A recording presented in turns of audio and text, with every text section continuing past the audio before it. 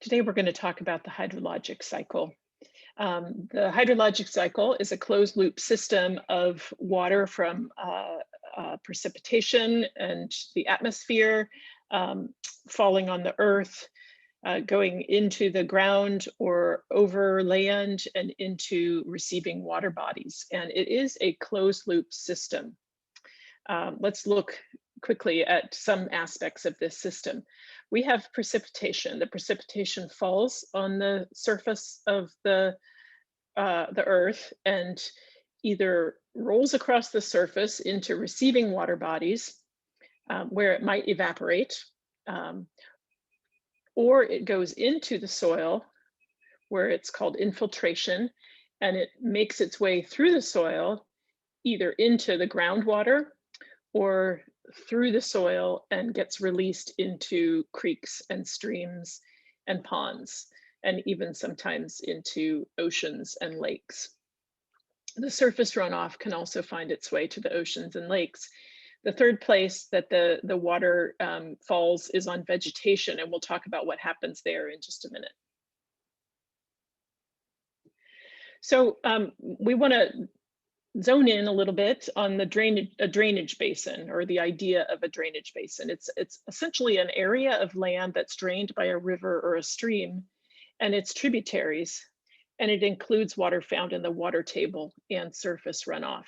So a drainage basin is characterized by topography, and small ridges enclose the drainage basin and keep all water in that basin. Water that falls outside the drainage basin falls in a different one and flows sometimes to the same place, but sometimes to a different place.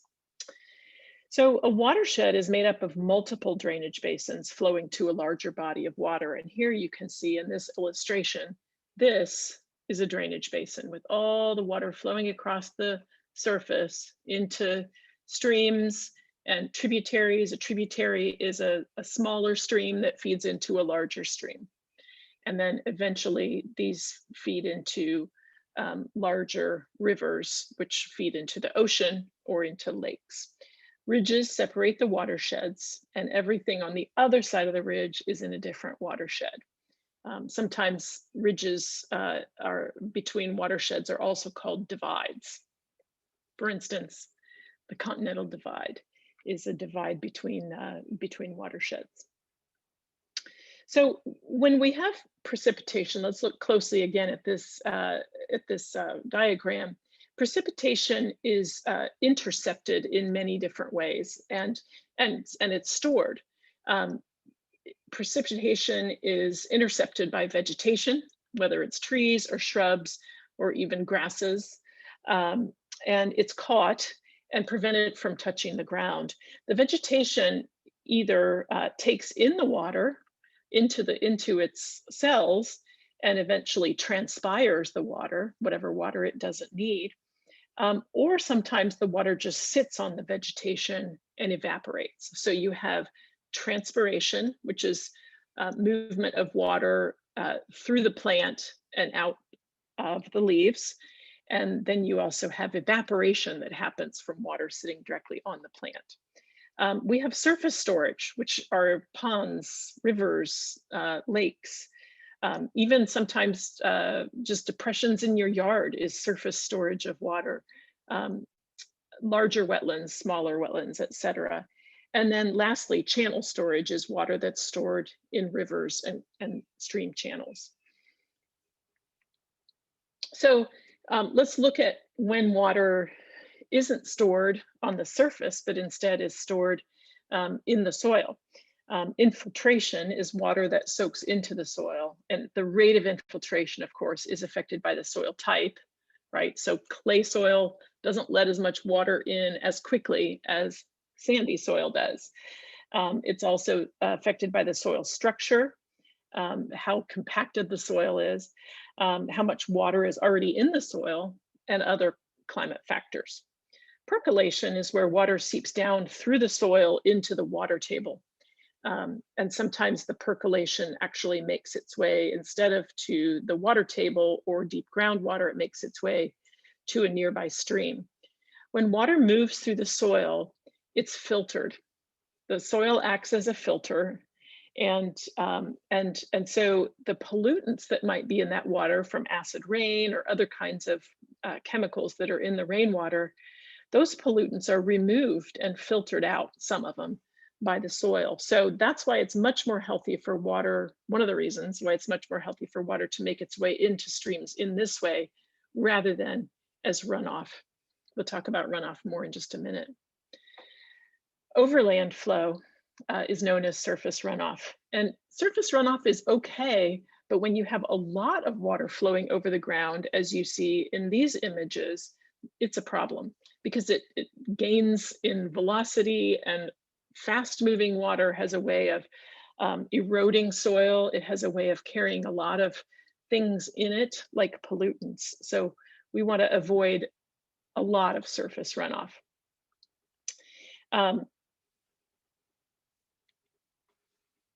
There are different factors that affect the amount of stormwater runoff. I want to draw your attention to this particular diagram.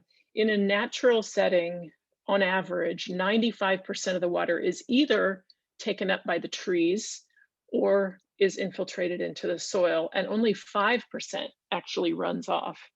Whereas in an urban situation or a suburban situation where you have a lot of paved surfaces and roof surfaces that don't obviously infiltrate the stormwater, about 95% on average runs off and only 5% infiltrates. So in that situation, you have something like this in a very intense storm where you have quite a bit of concentrated runoff. So urban watersheds have some water issues because of the high percentage of roofs and pavements. On average, a medium-sized city like Raleigh has about 40% of the surface area is covered by rooftops, and another 40% by pavements, which only leaves 20% that could be vegetated areas for infiltrating water. But in urban settings, very often the planted areas are not as lush as one would find in a natural setting. And so water doesn't oftentimes get evapotranspirated or infiltrated. It doesn't soak in because the ground might be compacted, et cetera. So there are quite a number of issues with urban watersheds. And what happens is that, that storm systems become overloaded. Water moves fast. And when it does reach the creek through the sewers, to the sewer system, it's moving very fast, and scouring and erosion of the creeks and rivers happens, which really destroys the aquatic habitat of the creek and the surrounding areas. Another urban watershed issue is non-point source pollution. This is, it's called non-point source because it's not from a specific source, like a factory that we know might be polluting the water, and we can easily solve that problem by getting the factory to not release pollutants into the water. Non-point source pollution is harder to solve because it comes from a lot of different sources. It comes from drippings from cars, it comes from acid rain or particulates that might be carried on the wind for hundreds, if not thousands of miles. When it does hit the ground, it gets carried away in stormwater into our water systems. Thermal non-point source pollution actually occurs, and it's a heating up of stormwater from hotter surfaces. And so you imagine a black roof on a day in August that is a 95-degree day. That temperature of that roof could be 140 to 150 degrees. And so when water falls on it, all of a sudden that water gets heated up. Same thing with an asphalt parking lot. Same thing happens. And when the water does make its way into the creeks and streams, it's warm, and very often the aquatic ecosystems can't handle that very warm water. So that's called thermal pollution. Lastly, the last urban watershed issue that we'll address is combined sewer overflow.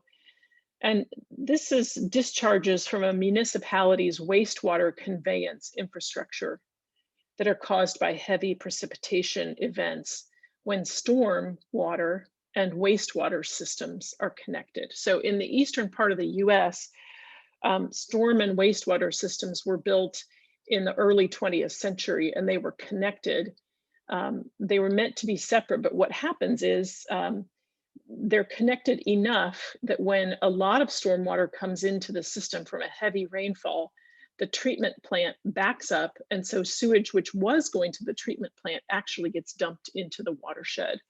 So there are millions of cases each year of people being impacted by combined sewer overflow events, where they either are swimming in the river or they're eating fish from the river and they get E. coli or other have other problems with the bacteria that gets into these waterways. So combined sewer overflows are a huge issue that fortunately is being solved in many cities, but it's not an easy thing to completely redo the infrastructure in a city.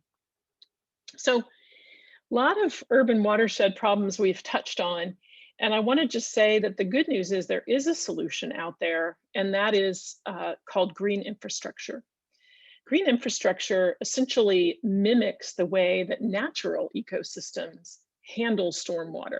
So in this case, you're looking at Tanner Springs Park in Portland, where the stormwater from the surrounding buildings and streets is funneled into a constructed wetland and allowed to evaporate, and is being cleaned by the organisms on the plant roots in the wetland. And it's also, you can see a very beautiful park and a nice amenity. So this, and it's mimicking the way that nature would deal with stormwater. So that's really the overarching idea with green infrastructure that we'll talk about in a separate lecture. But the great news is that there is a solution to these urban watershed issues that we've touched on. Thank you.